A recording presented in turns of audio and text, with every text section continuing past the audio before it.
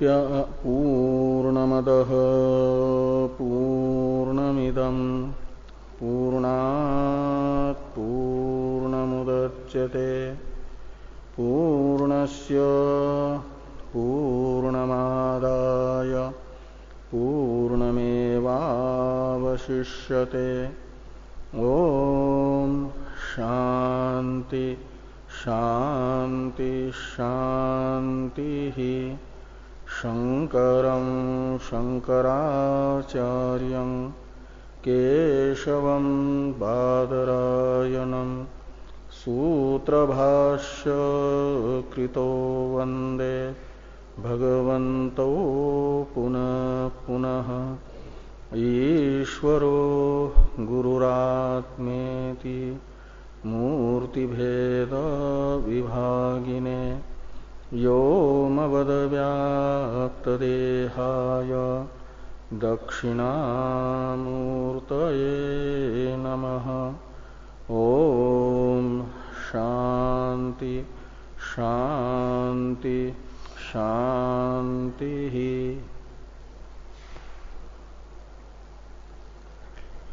ब्रह्म सूत्र के द्वितीय अध्याय के प्रथम पाद के तीसरे अधिकरण के द्वितीय सूत्र का विचार हम लोग कर रहे हैं। विलक्षणत्व नामक इस अधिकरण का विषय है वेदांत समन्वय। संशय है कि वेदांत समन्वय का सांख्य स्मृतियुक्त तर्क के साथ विरोध है अथवा नहीं है। तो सांख्य अपने तर्क को आधार बना करके पूर्व पक्षी के रूप में उपस्थित हुए। उन्होंने कहा कि जगत न ब्रह्म प्रकृतिकम विलक्षणत्वात्, इस तर्क के साथ ब्रह्म में वेदांत समन्वय का विरोध है। इसलिए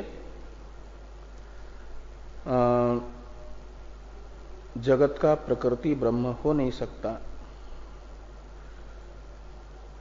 तो प्रथम दो सूत्र सांख्यों के इसी मत का प्रतिपादन कर रहे हैं, यानी इस अधिकरण के पूर्व पक्ष को बता रहे हैं। इस अधिकरण का पूर्व पक्ष है वेदांत समन्वय का तर्क के साथ विरोध है, क्योंकि तर्क बता रहा है प्रकृति विकृति भाव समान स्वभाव वालों में होता है और ब्रह्म से विलक्षण स्वभाव वाला जो जगत है उसका तथा ब्रह्म का प्रकृति विकृति भाव वेदांत बता रहा है।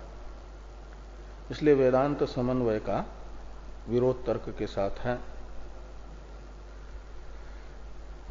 और इसी वैलक्षण्य रूप हेतु की सिद्धि के लिए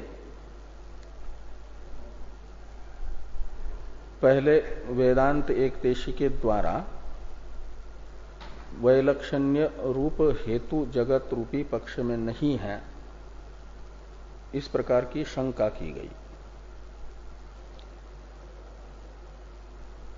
वेदांत सिद्धांत एक देशी का कथन है कि श्रुति ने ब्रह्म तथा जगत का प्रकृति विकृति भाव बताया है, तो ये श्रुत अर्थ है ब्रह्म एवं जगत का प्रकृति विकृति भाव।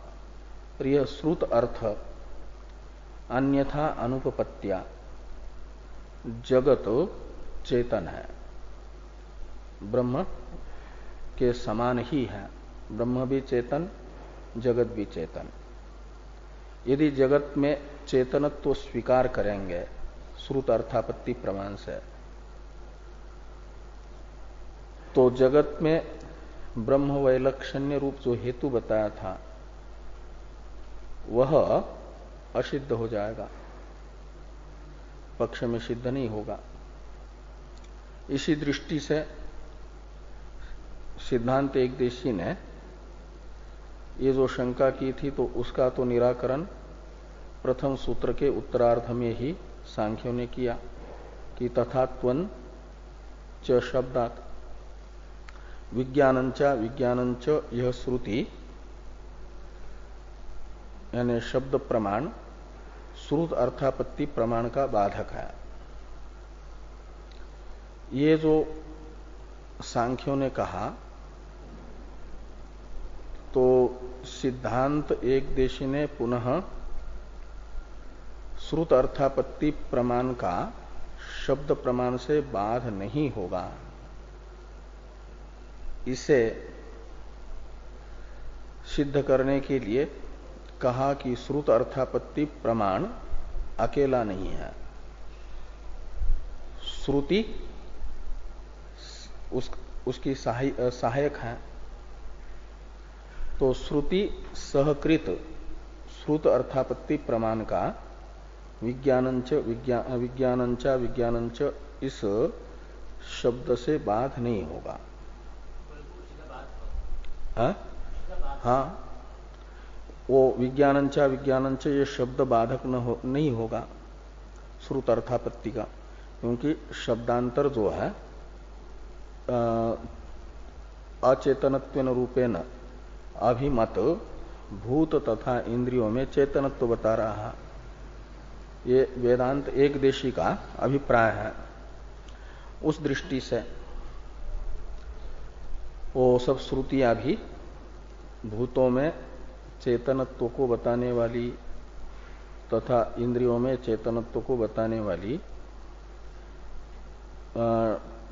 सांख्यों के प्रति शंका करने वाले सिद्धांत एकदेशियों ने बताई थी। मृद अब्रवीत आपो अब्रुवन इत्यादि इन श्रुतियों से सहकृत अर्थापत्ति प्रमाण से जगत में यानी भूत तथा इंद्रिय रूप जगत में चेतनत्व सिद्ध होगा। इसलिए सांख्यों का वैलक्षण्य रूप हेतु सिद्ध नहीं हुआ जगत रूपी पक्ष में। ये जो शंका है, इस शंका का समाधान करते हुए द्वितीय सूत्र से सांख्यों ने ये कहा,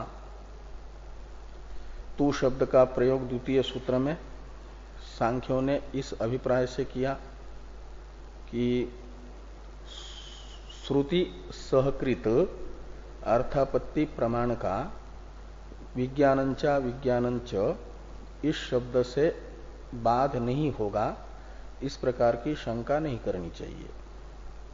शंका का व्यावर्तक है ये तू शब्द।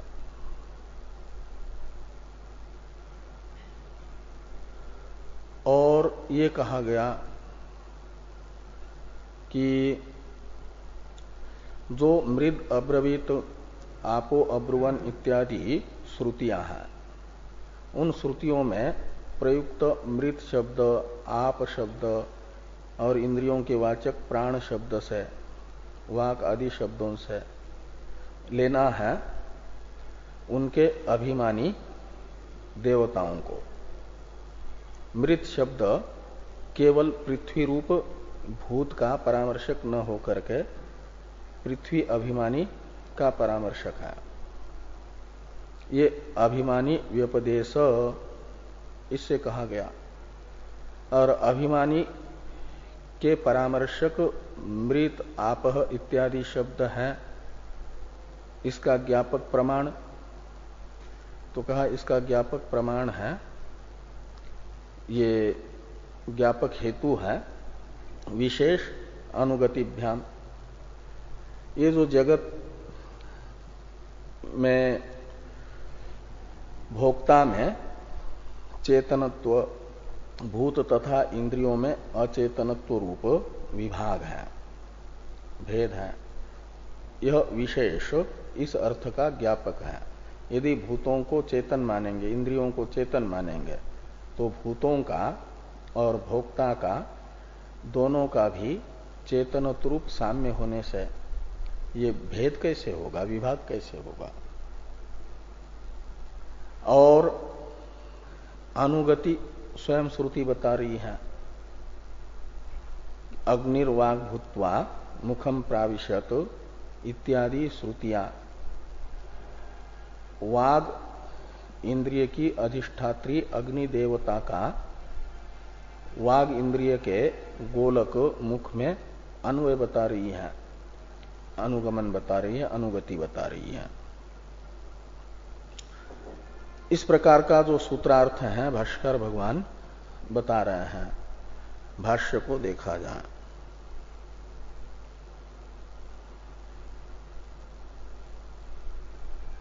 तू शब्द आशंकाम अपनुदति,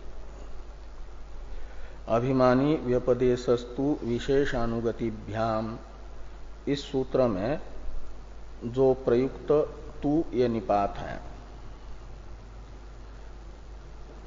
वह क्या कर रहा है? तो कहते आशंकाम अपनुदति। सूत्रस्थ तू शब्द पूर्व पक्ष के प्रति सिद्धांत एक देशी के द्वारा की गई आशंका का अपनोदन करता है, आशंका को हटाता है। अपनोदन का अर्थ होता है हटाना, निराकरण करना, निषेध करना।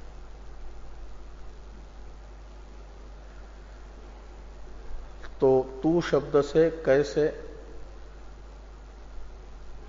सिद्धांत एक देशी की आशंका का निराकरण हो रहा है, तो उसी को आगे वाले वाक्य से भाष्यकार भगवान स्पष्ट कर रहे हैं कि न खलु मृद अब्रवीत इत्येवं जातीयकया श्रुत्या भूतेन्द्रियाणाम चेतनत्वम आशंकनीयम। कहते मृद अब्रवीत इत्यादि श्रुतियों से, यानी इत्यादि श्रुति में प्रयुक्त मृदादि शब्दों के अर्थभूत पृथ्व्यादि में चेतनत्व की आशंका नहीं की जा सकती, नहीं करनी चाहिए। क्यों?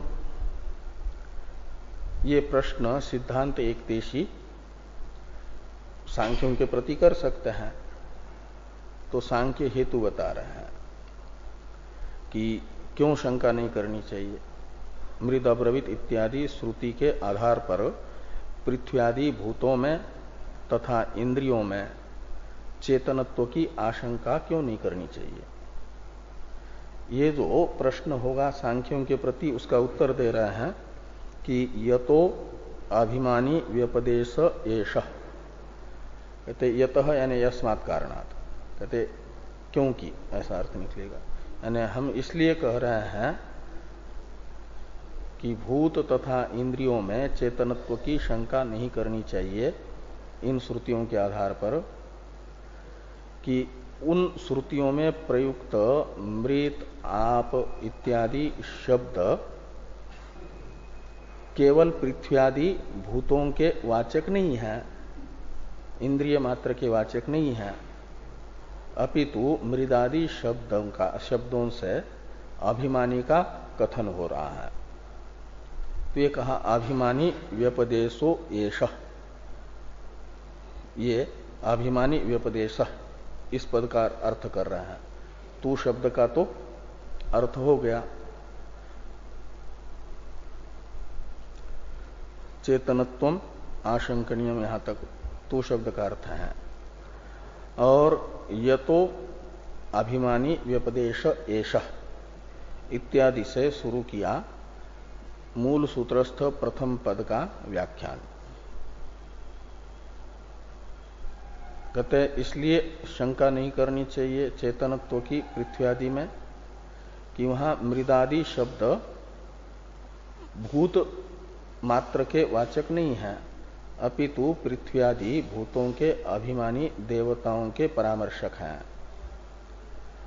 तो अभिमानी व्यपदेश एषः, ये आगे कहा जा रहा है कि मृदादि अभिमानिन्यो वागादि अभिमानिन्यश्च चेतना देवता वदन संवदनादिषु चेतनोचितेषु व्यवहारेषु व्यपदिश्यन्ते न भूतेन्द्रिय मात्रम।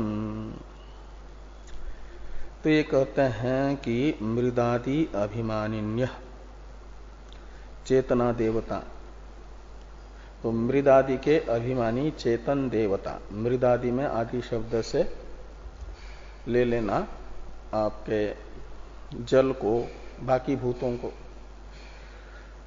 तो मृदादि भूतों की अभिमानी जो चेतन देवता है, उन्हें वदन रूप चेतन उचित व्यापार में कर्ता के रूप में मृद अब्रवीत आपो अब्रुवन इत्यादि श्रुतियां बता रही है। मृद अब्रवीत आपो अब्रुवन इत्यादि श्रुतियों ने चेतन का व्यपदेश किया है। ये जो चेतन व्यपदेश है, यह चेतन व्यपदेश ये बता रहा है कि उसमें वदन रूप व्यापार चेतन में है और मृत शब्द आप शब्द का अर्थभूत केवल भूत जो है वे तो जड़ है। इसलिए चेतनोचित वदन रूप व्यापार का निर्वर्तन जिससे हो सके ऐसे मृदादि अभिमानी देवता को मृदादि शब्दों से लेना है। ऐसे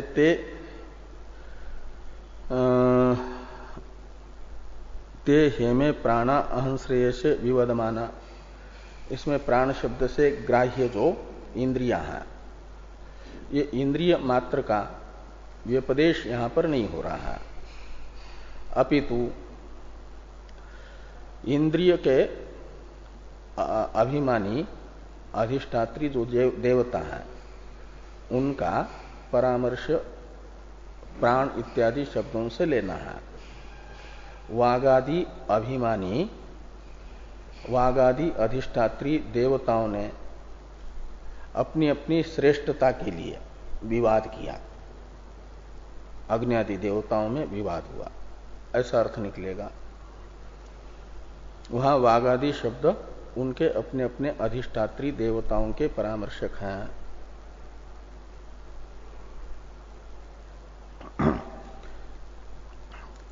तो वदन और संवदन, इसमें संवदन शब्द का अर्थ बता रहे हैं टीकाकार कि संवदनम विवाद, वदन संवदनादिषु चेतनोचितेषु व्यवहारेषु, इन शब्दों में प्रयुक्त जो संवदन शब्द है उस संवदन शब्द का अर्थ है विवाद। कहां पर? ते हेमे प्राणा अहं श्रेयसे विवदमाना ब्रह्म जग्मु, इस श्रुति वचन में जो विवदमाना प्राणों का विशेषण है, प्राणा का विशेषण है विवदमाना,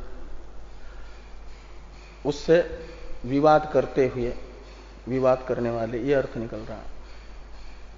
तो भाष्य में जो संवदन शब्द प्रयोग है वो श्रुतिस्थ प्राणों के विवाद का परामर्शक है। इसलिए भाष्यस्थ संवदन शब्द का अर्थ टीका में कर दिया विवाद। तो विवाद जड़ में नहीं होता, चेतन में होता है।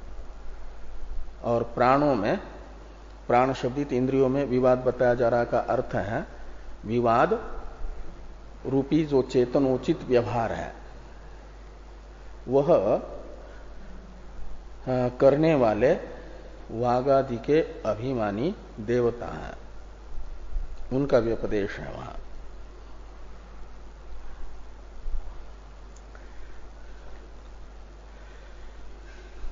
न भूतेन्द्रिय मात्रम, यानी भूत मात्रम शब्द को दोनों के साथ जोड़ दीजिए। भूत और इंद्रिय शब्द का द्वंद्व समास करके मात्र शब्द के साथ तत्पुरुष समास। तो मात्र पद का भूत के साथ तथा इंद्रिय के साथ अन्वय होगा। न भूत मात्रम न इंद्रिय मात्रम, व्यपदिश्यते ऐसा लगाना। मृद अब्रवीत आपो अब्रुवन इत्यादि वाक्यों में मृत आप इत्यादि शब्दों से भूत मात्र का व्यपदेश नहीं है, तत्त भूत अभिमानी देवता का व्यपदेश है। ऐसे तेह प्राणा अहंश्रेय से विवदमाना इत्यादि में प्राण शब्द से केवल वागादि का मात्र निर्देश नहीं है, इंद्रिय मात्रम यानी इंद्रिय मात्र का व्यपदेश नहीं है, अपितु इंद्रिय अधिष्ठात्री देवता का व्यपदेश है।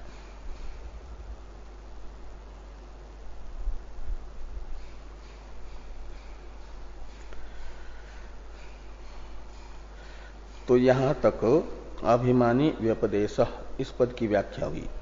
ये तो अभिमानी व्यपदेशो येष यहां से शुरू करके न भूतेन्द्रिय मात्रम यहां तक के वाक्य से सूत्रस्थ प्रथम पद की व्याख्या हुई।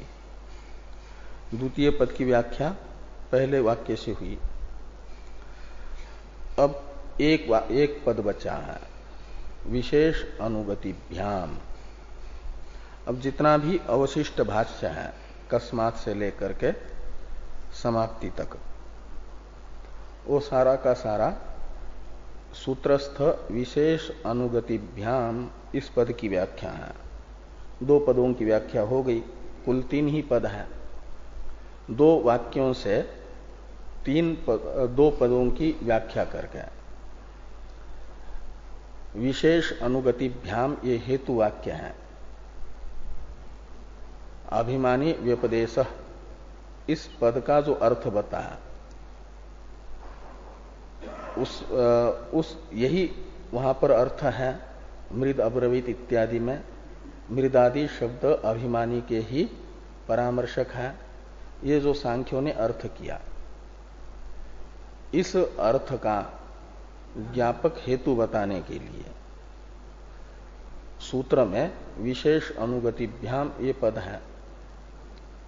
तो विशेष अनुगतिभ्याम इस पद का व्याख्यान भाष्कर भगवान उसी प्रकार से कर रहे हैं।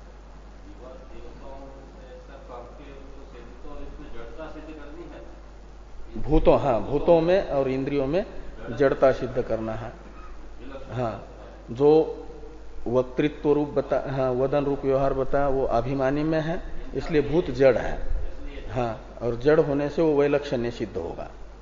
जो सिद्धांत एक देशी ये बता रहे हैं कि भूत चेतन है और वो चेतनत्व प्रतिपादक ये श्रुति है।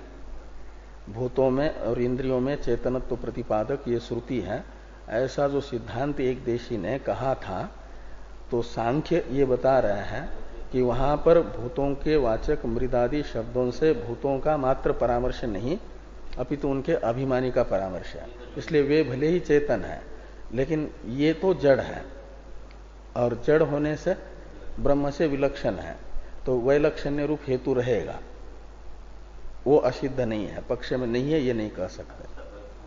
हाँ हाँ हाँ हाँ हाँ हाँ, और ये सब बता रहे हैं पूर्व पक्षी सांख्य।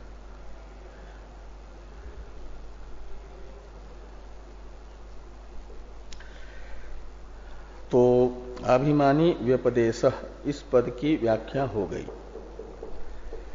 अब ये पूछ रहे हैं सिद्धांत एक देशी सांख्यों को कि कस्मात, यानी मृद अब्रवीत आपो अब्रुवन इत्यादि वाक्यों में मृत आप इत्यादि शब्द अभिमानी के व्यपदेशक हैं, परामर्शक हैं। ये आप कैसे कह रहे हो, किस हेतु से कह रहे हो? वहां मृत शब्द का अर्थ पृथ्वी रूप भूत नहीं, अपितु पृथ्वी अभिमानी देवता है। आपो अब्रुवन में आप शब्द का अर्थ जल नहीं, अपितु जल अभिमानी देवता है। ये अर्थ आप किस हेतु से कर रहे हैं? इस अर्थ का ज्ञापक हेतु कौन सा है? ये सिद्धांत एक देशी का प्रश्न हुआ सांख्यों के प्रति। इसका उत्तर दे रहे हैं सांख्य। विशेष अनुगतिभ्याम सूत्रस्थ तृतीय पद है इस प्रश्न का उत्तर, कि मृद अब्रवीत इत्यादि में मृदादि शब्द अभिमानी के परामर्शक हैं, भूत मात्र के परामर्शक नहीं। इसका ज्ञापक हेतु कौन है? किस कारण से ऐसा है, इस प्रश्न का उत्तर दिया कि विशेष अनुगतिभ्याम।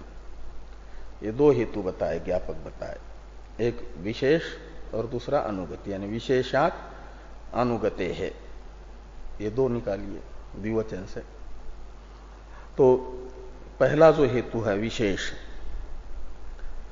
इसकी व्याख्या कर रहे हैं भाष्यकार भगवान। विशेषो ही यहां से लेकर के वहां तक हो, तावा एता सर्वा देवता प्राणे निश्रेषम विदित्वा इति च, यहां तक जो भाष्य में है वो है सूत्रस्थ विशेष रूप जो हेतु है, इस हेतु की व्याख्या। इसके बाद में अनुगति की व्याख्या शुरू होगी। अनुगताश्च सर्वत्र अभिमानिन्य चेतना देवता इत्यादि से व्याख्या शुरू हो जाएगी अनुगति रूप दूसरे हेतु की। पहला जो हेतु है अनुगति या विशेष, इसकी व्याख्या देखिए। इसकी भी व्याख्या दो प्रकार से कर रहे हैं। तो पहले प्रकार की व्याख्या देखिए।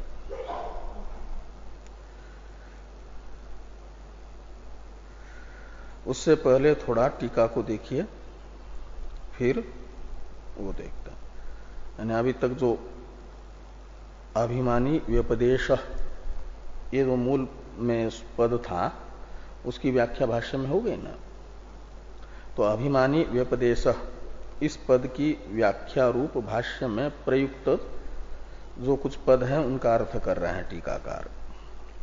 पहले अन्वय बता रहे हैं कि न भूतमात्रम इंद्रिय मात्रम वा चेतनत्वेन व्यपदिश्यते। हाँ, वो जो वहां लिखा था न भूतेन्द्रिय मात्रम, मृद अब्रवीत इत्यादि में भूत मात्र का चेतनत्वेन व्यपदेश नहीं है। इंद्रिय मात्र का चेतनत्वेन व्यपदेश तेह प्राणा अहंश्रेयस विवदमाना इत्यादि में इंद्रिय मात्र का चेतनत्वेन रूपेण व्यपदेश नहीं है। ये अर्थ है न भूतेन्द्रिय मात्रम का।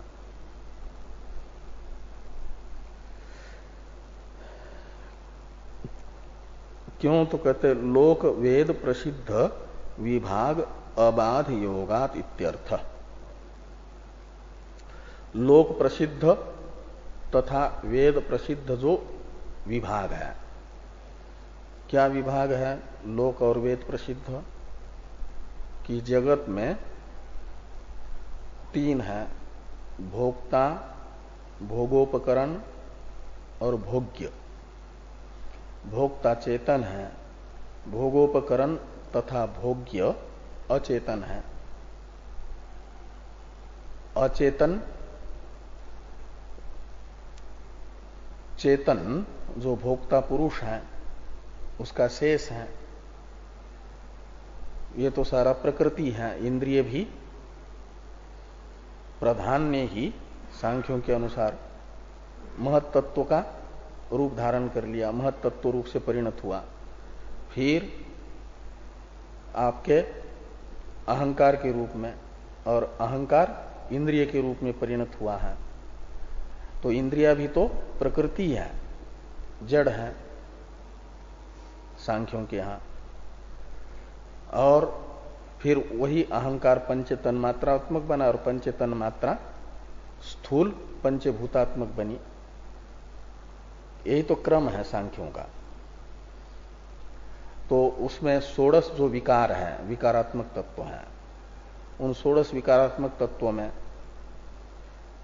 एकादश तो इंद्रिया है और 5 भूत हैं। तो ये भूत हैं 5, वो भी जड़ है, पंच तन्मात्राओं का परिणाम है। और आपकी जो है इंद्रिया, ये भी जड़ है और चेतन है पुरुष। तो भूत, पंचभूतों में भूत और एकादश इंद्रिया, ये जड़त्वेन रूपेण लोक में प्रसिद्ध है। और वेद में भी, वेदांतियों के अनुसार भी अपंचकृत पंच महाभूतों के अलग अलग सत्वगुण से ज्ञानेन्द्रिया, अलग अलग रजोगुण से कर्मेंद्रिया सम्मिलित सत्वगुण से अंतःकरण और सम्मिलित रजोगुण से प्राण। तो भूत जड़ है तो उनका परिणाम इंद्रिया भी जड़ है। इसलिए वेद में भी जड़त्वेन रूपेण ही इंद्रियों की प्रसिद्धि है, भूतों की भी प्रसिद्धि है।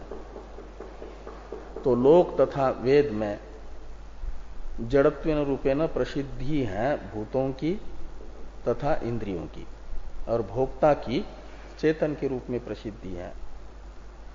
ये जो विभाग है, इस विभाग का बाद होगा कब? यदि मृद अब्रवीत आपो अब्रुवन तेह प्राणा अहं श्रेयसे विवदमाना ब्रह्म जगमु इत्यादि वाक्यों में मृत शब्द का अर्थ भूत ही लेंगे, और उसने वदन रूप व्यापार के यानी वक्ता है वो, उसमें वक्तृत्व स्वीकार करेंगे। मृत शब्द के अर्थभूत पृथ्वी रूपी भूत में, आप शब्द के अर्थभूत जल रूपी भूत में वक्तृत्व यदि स्वीकार करेंगे तो वक्तृत्व चेतन का धर्म है, चेतन मानना पड़ेगा। चेतन मानेंगे तो वेद तथा लोक प्रसिद्ध जो भूतों में जड़त्व है उसका बाद मानना पड़ेगा। वो बाद असंभव है।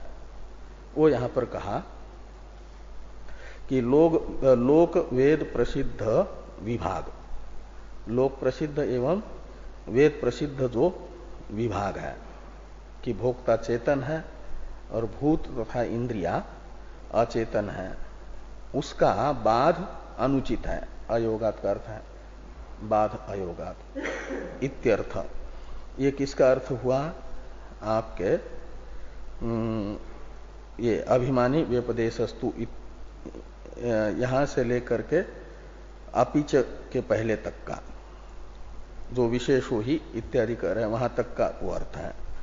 तो अब भाष्य में देखिए कि विशेषो ही भोक्तृणाम भूतेन्द्रियाणांच चेतना चेतन प्रविभाग लक्षण प्राग अभीत सर्वचेतनतायाम चासो नोपपद्येत। यहां तक के ग्रंथ का वो अर्थ टीका में बताया है कि विशेषो ही भोक्तृणाम भूतेन्द्रियाणांच, भोक्ता तथा भूत एवं इंद्रिया, भोगोपकरण, भोग्य भूत और भोगोपकरण इंद्रिया, इनका जो विशेष है वो क्या विशेष है? तो विशेष का ही, इनके विशेष का ही स्वरूप बता, चेतना चेतन प्रविभाग लक्षण। लक्षण का अर्थ है स्वरूप। तो चेतन तथा अचेतनात्मक जो विशेष है किनका? भोक्ता एवं भूतेन्द्रियों का, कि भोक्ता में चेतनत्व है, भूत तथा इंद्रियों में अचेतनत्व है। ये जो विभागात्मक विशेष है, ये विभाग ही सूत्रस्थ विशेष पद का अर्थ है ये विभाग। ये विभागात्मक जो विशेष है उसे हमने पहले कहा है प्राग अभीत, सांख्यों ने प्रथम सूत्र में बताया है। ये सूत्रस्थ विशेष पद का अर्थ हुआ कि भोक्ता में चेतनत्व, भूत तथा इंद्रियों में अचेतनत्व रूप विभाग। और यदि मृद अब्रविद इत्यादि में मृदादि शब्दों का अर्थ जैसा सिद्धांत एक देशी ने किया वैसा करके भूतों को चेतन मानेंगे, इंद्रियों को भी चेतन मानेंगे, तो भोक्ता भी चेतन, भूत भी चेतन और भोगोपकरण इंद्रिया भी चेतन, तो सभी चेतन हो जाएंगे। तो सभी चेतन मानने पर वो जो विभाग है लोक प्रसिद्ध तथा वेद प्रसिद्ध वो बन नहीं पाएगा। ये कह रहे हैं सर्वचेतनतायाम च असो न उपपद्येत। असो यानी विशेष, वो चेतन अचेतन प्रविभाग रूप विशेष का परामर्शक है असो ये सर्वनाम। तो ये विशेष उपपन्न नहीं होगा, न उपपद्येत का अर्थ है। कब? सर्वचेतनतायाम, सर्व शब्द से लेंगे भोक्ता की तरह, भूत भी और भोगोपकरण इंद्रियों को भी चेतन मानने पर। भोक्ता, भूत, इंद्रिय, ये सब के सब चेतन है, सभी में चेतनता है, ऐसा स्वीकार करने पर ये जो प्रविभाग है पहले बताया हुआ वह उत्पन्न नहीं होगा। यहां तक के ग्रंथ का वो टीका में अर्थ बताया टीकाकार ने कि लोक वेद प्रसिद्ध विभाग बाद अयोगात इत्यर्थ। अब अपिच इत्यादि जो भाष्य वाक्य है इसका अवतरण है टीका में। कहते विशेष पदस्य अर्थांतरम आह अपिचेति। सूत्रस्थ विशेष पद का एक अर्थ भाष्यकार भगवान ने बता दिया, विशेषो ही भोक्तृनाम इत्यादि से। अब जो अर्थ बताया गया विशेषो ही इत्यादि वाक्य से, उससे भिन्न अर्थांतर भी विशेष इस पद का, सूत्रस्थ विशेष इस पद का दूसरा अर्थ भी भाष्यकार भगवान अपिच इत्यादि वाक्य से बताते हैं। ये टीका का अर्थ हुआ कि विशेष पदस्य अर्थांतरम आह अपिचेति। अब भाष्य को देखिए। अपिच कौशीतकिनः प्राण संवादे करण मात्रा शंका विनिवृत्तये अधिष्ठात्री चेतन परिग्रहाय देवता शब्देन विसिंसन्ति एता हवै देवता अहं श्रेयसे विवदमाना इति तावा एता सर्वा देवता प्राणे निश्रेयसम विदित्वा इति च। सूत्रस्थ विशेष इस पद की यह दूसरी व्याख्या है।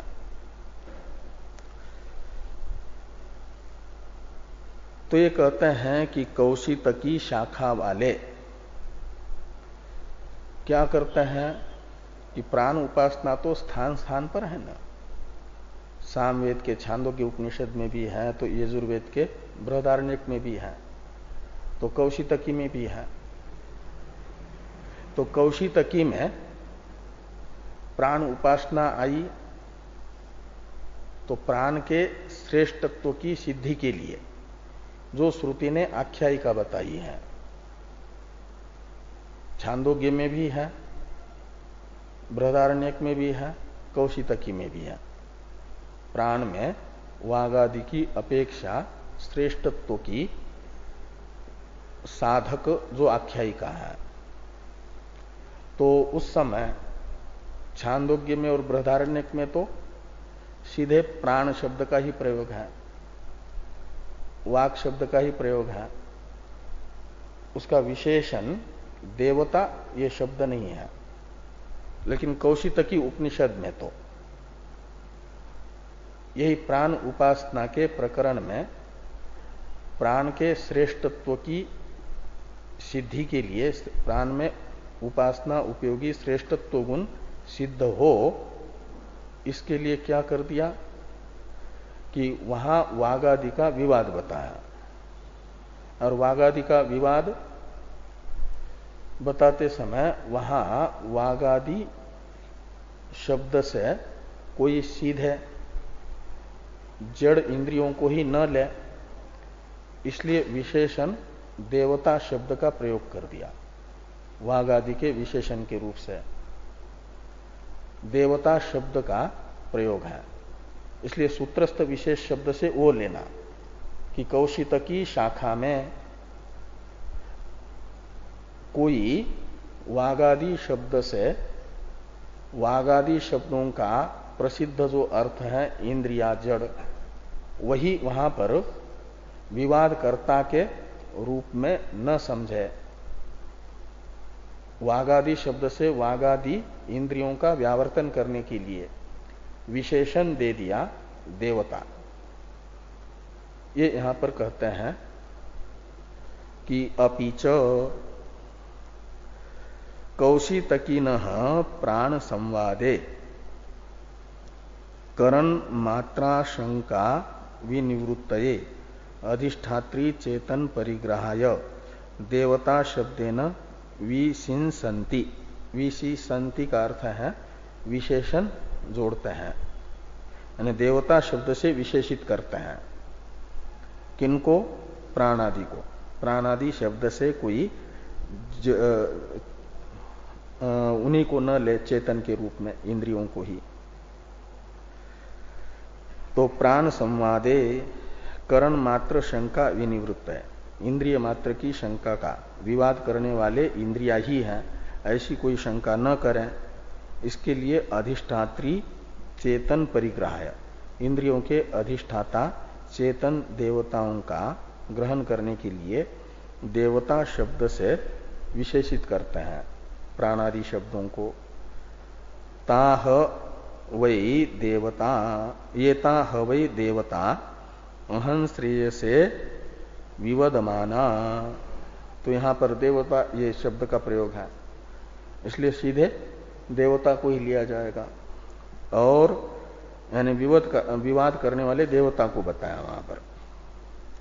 और तावा एता सर्वा देवता प्राणे निश्रेषम विदित्वा।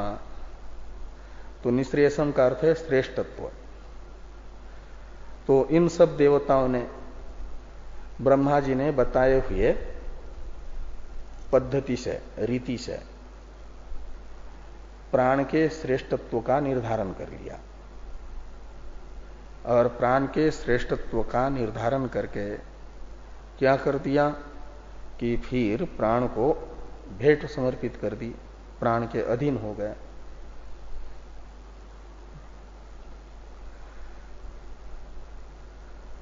तो ताह वै देवता अहं श्रेयसे विवदमाना इति इत्यादि में अहं श्रेयसे शब्द प्रयोग है ना, उसका अर्थ करते हैं टीका में टीकाकार कि स्व श्रेष्ठत्वाय। अहं श्रेयस्य का अर्थ है अपनी अपनी श्रेष्ठता की सिद्धि के लिए। प्राणा विवदमाना इति उक्त प्राणानाम चेतन वाची देवता पदेन विशेषितत्वात् प्राणादि पदई ही अभिमानी व्यपदेश इत्यर्थ।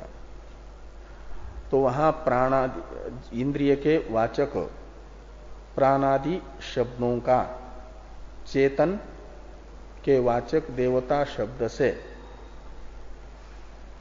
विशेषण होने से वहां पर प्राणादि शब्दों से चेतन अभिमानी का ही व्यपदेश है, यह अर्थ ज्ञापित होता है।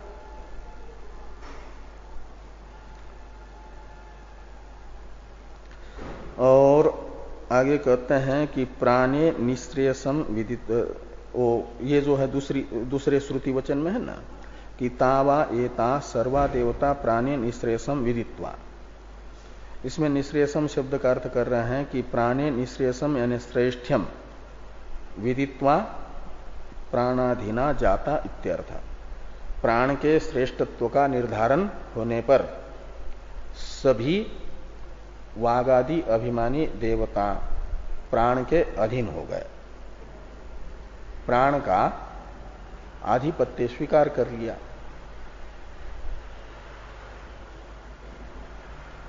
इस प्रकार यहां तक सूत्रस्थ विशेष इस पद की व्याख्या हो गई। विशेष रूप जो एक हेतु बताया था, दो प्रकार से व्याख्या उसकी भाष्कर भगवान ने कर दी। अब दूसरा एक हेतु है, मृद अब्रविद इत्यादि स्थल पर मृदादि शब्द से अभिमानी का व्यपदेश है। इस अर्थ का ज्ञापक जो दूसरा हेतु है अनुगति, उसकी व्याख्या शुरू कर रहे हैं अनुगताश्च इत्यादि से। इसका अवतरण है टीका में, अनुगतिम बहुधा व्याचष्टे अनुगताश्चेति। विशेष हेतु की दो प्रकार से व्याख्या करके अनुगति रूप जो हेतु है इसकी बहुधा यानी अनेक प्रकार से व्याख्या भाष्यकार भगवान करते हैं।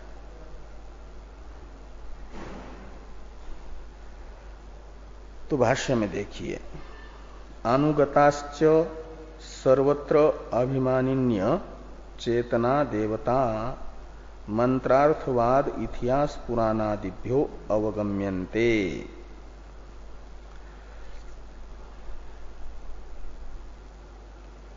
तो सर्वत्र अभिमानिन्य चेतना देवता अनुगता अवगम्यन्ते, ये प्रतिज्ञा है। और ये किससे अवगत हो रही है? तो कहते हैं मंत्र अर्थवाद इतिहास पुराणादियों से, मंत्रों से ये ज्ञात हो रहा है कि मृदादि में अन्वित है उनकी देवता, वागादि में अन्वित है वागादि की अधिष्ठात्री देवता। ये मंत्र अर्थवाद इतिहास पुराणादि से अवगत होता है। आगे कहते हैं कि अग्निर्वाग भूत्वा मुखम प्राविशत इत्यादि वो श्रुतियां बता रहे हैं कि अग्निर्वाग भूत्वा मुखम प्राविशत इत्येवं आदि का च श्रुति कर्णेषु अनुग्राहिकाम देवताम अनुगताम दर्शयति। यानी कौन सी श्रुति से ये प्रतीत हो रहा है कि देवता अनुगत है इंद्रियों में? तो जिन श्रुतियों से अवगत हो रहा वे श्रुति वचन यहां पर बता रहे भाष्य। सांख्यों की ओर से ये सब हो रहा है कि अग्निर्वाग भूत्वा मुखम प्राविशत, वाग इंद्रिय की अधिष्ठात्री देवता जो अग्नि है उसने वाग इंद्रिय के गोलक मुख में वाग इंद्रिय के प्रेरक के रूप में प्रवेश कर दिया। अग्निर्वाग भूत्वा मुखम प्राविशत इत्यादि श्रुति कर्णेषु यानी वागादि इंद्रियेषु अनुग्राहिकाम देवताम अनुगताम दर्शयति। वागादि इंद्रियों में वदनादि रूप व्यापार का संपादन करने के लिए वागादि इंद्रिय पर अनुग्रह करने वाली देवताओं का अन्वय बता रही है ये सब श्रुतियां।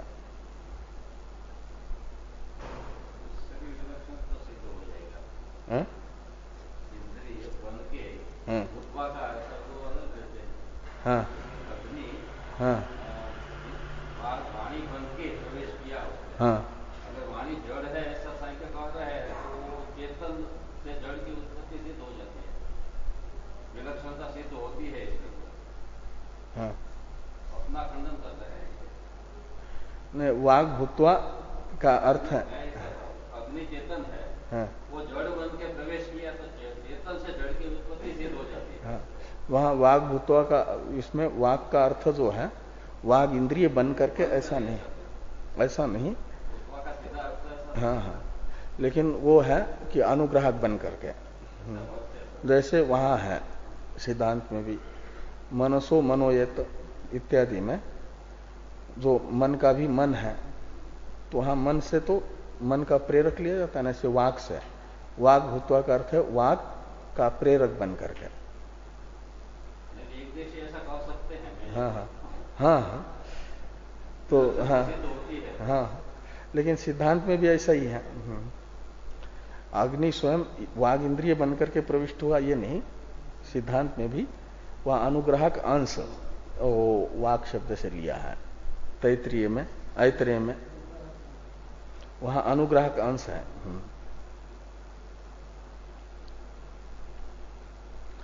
इसलिए वाक शब्द से वाग अनुग्राहक भूत्वा ये अर्थ निकलेगा। तो वाक अनुग्राहक बन करके अग्नि ने मुख में प्रवेश कर दिया इत्यादि श्रुतियां इंद्रियों में अनुग्रह करने वाली देवता का अन्वय बताती हैं। प्राण संवाद वाक्य शेषे च तेह प्राणा प्रजापतिम पितरम यत्य ऊचुहु इति श्रेष्ठत्व निर्धारणाय प्रजापति गमनम तद वचनात् च एकैक उत्क्रमणेन अन्वय व्यतिरेकाभ्याम प्राण श्रेष्ठ्य प्रतिपत्ति ही तस्मय बलि हरणम इति च एवं जातीय को अस्मदादिषु इव व्यवहारो अनुगम्यमानो अभिमानी व्यपदेशम दृढ़यति। तो ये कहते हैं कि प्राण संवाद का जो प्रकरण है, उस प्राण संवाद के प्रकरण में वाक्य शेष में, यानी प्राण उपासना के प्रकरण में आया हुआ जो वाक्य शेष है उसमें तेह प्राणा प्रजापतिम पितरम यत्य ऊचु इत्यादि में एक हम लोगों में यानी चेतनत्वेन रूपेण प्रसिद्ध जो हम लोग हैं भोक्ता, उनका जैसा व्यवहार होता है विवाद, और फिर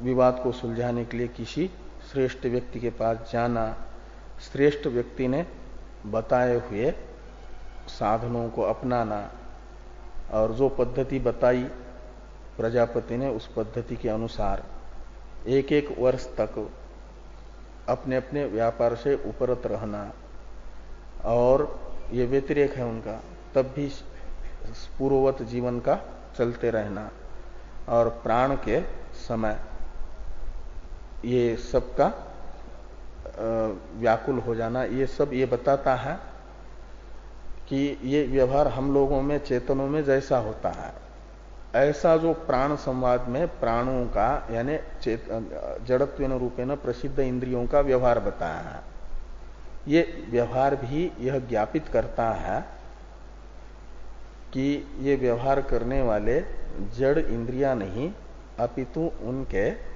अनुग्राहक देवता है। ये यहां पर कहा कि तेह प्राणा प्रजापतिम पितरम येत्य ऊचु, प्राणों ने पिता प्रजापति के पास आकर के कहा, अपना विवाद बताया, और इति श्रेष्ठत्व निर्धारणाय प्रजापति गमनम, अपनी श्रेष्ठता का निर्धारण करने के लिए अपना विवाद लेकर के प्रजापति के पास जाना, और तद वचनाच्च, प्रजापति के वचन से एक एक का उत्क्रमण करना, और अन्वय व्यतिरेक से ये निर्धारित होना प्राण का श्रेष्ठत्व का निर्धारण, और उसके बाद तस्मय बलि हरणम, प्राण के लिए भेंट प्रदान करना, ये सब जो है इति च एवं जातीय का यानी इस प्रकार का जो व्यवहार है,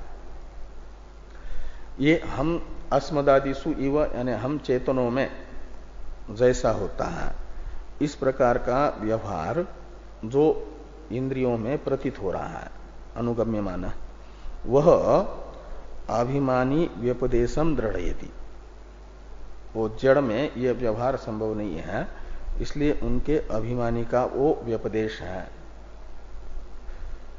तेह प्राणा प्रजापतिम पितरम येत्य ऊचु, इसमें प्राण शब्द से अभिमानी को लिया जा रहा है, न कि इंद्रिय मात्र को, ये ज्ञापित होता है।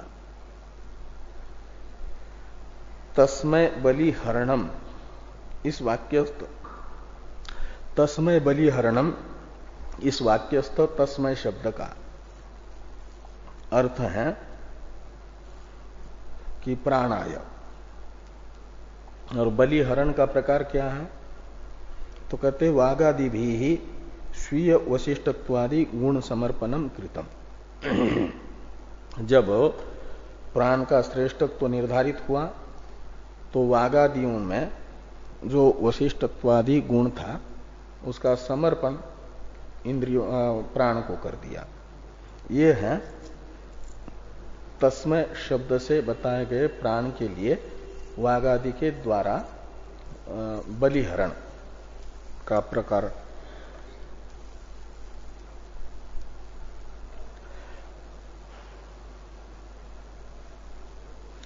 भाष्य में दूसरा वाक्य है छांदोग्य के 6वें अध्याय में तत्तेज ऐक्षत ता आपह ऐक्षंत इत्यादि में जो ईक्षण रूप चेतन का धर्म बताया है, ईक्षित्रित्व तेजादि में, वह मुख्य नहीं है, गौण व्यपदेश है। ये कौन कह रहे हैं? सांख्य कह रहे हैं। इसी बात को ईक्षत्य अधिकरण में सिद्धांतियों ने कहा है, उसकी याद दिला रहे सांख्य। ये नहीं कह सकते कि तेज चेतन है, क्योंकि श्रुति तत्तेजो ऐक्षत, यहां पर तेज को ईक्षण करता बता रही है। तो कहा कि हमने यही कहा था पहले ईक्षत्य अधिकरण में। तो आपने कहा था नहीं, वो गौण व्यपदेश है। तो उसी अपने कहे हुए की याद करो, ये सिद्धांति को सांख्य कहते हैं।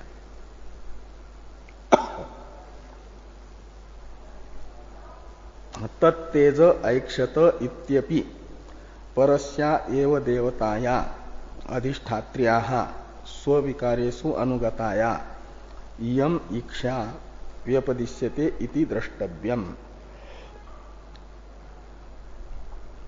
तत्तेज ऐक्षत इत्यादि श्रुतियों में अपने कार्य में अनुगत जो सत्शब्दित पर देवता है, उसी में ईक्षण बताया जा रहा है। हाँ, ईक्षा यानी ईक्षण। तो इयम ईक्षा, हाँ इयम ईक्षा यानी ये जो तत्तेज ऐक्षत इत्यादि वाक्य के द्वारा बताया गया ईक्षण रूप व्यापार, ईक्ष दर्शन धातु है।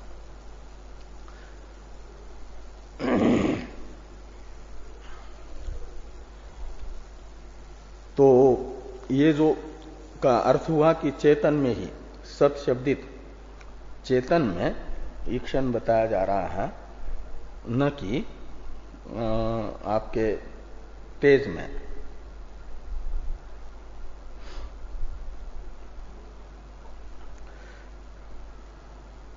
तो टीका में एक वाक्य है, तेज आदि नाम ईक्षणम त्वया एव ईक्षत्यधिकरणे चेतन निष्ठतया व्याख्यातम द्रष्टव्यम इत्यर्थ। त्वया एव यानी आप सिद्धांति के द्वारा ही तेजादि में जो ईक्षण है वह तेजादि में अन्वित चेतन निष्ठ है, ऐसा आपने स्वयं ईक्षत्यधिकरण में व्याख्यान किया है। इसलिए क्या हुआ? कहते यस्मात् नास्ति जगतः चेतनत्वं तस्मात् इति पूर्व पक्षोपसंहार। ये तस्मात् विलक्षणम एव इदं ब्रह्मणो जगत विलक्षणत्वाच्च न ब्रह्म प्रकृतिकम इति आक्षिप्ते प्रतिविधत्ते इत्यादि का ये अवतरण। पहले ये तस्मात् विलक्षणम एव इदं ब्रह्मणो जगत, इतना ये जो है एक प्रकार से पूर्व पक्ष का उपसंहार वाक्य है। तस्मात् का अर्थ हुआ जगत में ब्रह्म से विलक्षणत्व सिद्ध होने से। ब्रह्म यानी श्रुत अर्थापत्ति प्रमाण का विज्ञानंच इस शब्द से बाद होगा। प्रथम सूत्र के उत्तरार्ध में जो बताया गया था तथात्वंच शब्दात् से, वो सिद्ध हुआ।